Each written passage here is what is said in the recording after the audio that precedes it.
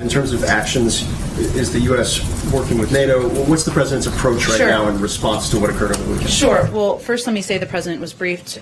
He's been kept abreast, of course, but he was briefed this morning during his PDB by his national security team. Our national security advisor, Jake Sullivan, also raised our strong concerns on this issue, the actions of the government of Belarus with the secretary, with his Russian counterpart during their phone call this morning, which we provided a readout of, and it was largely, of course, focused on moving the ball forward on getting to a meeting, but he also raised this issue.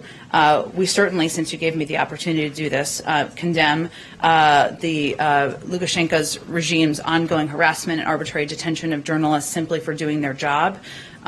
This was a shocking act, diverting a flight between 2 EU member states for the apparent purpose of arresting a journalist. It constitutes a brazen affront to international peace and security by the regime. We demand an immediate, international, transparent, and credible investigation of this incident. We are in touch with a range of partners bilaterally and through multilateral channels from NATO, the OSCE, UN, EU, and others. And we have nothing to read out at this point, but we will continue to coordinate closely with them. Is it the White House's belief or assessment that Russia was involved in the Belarus decision on that plane?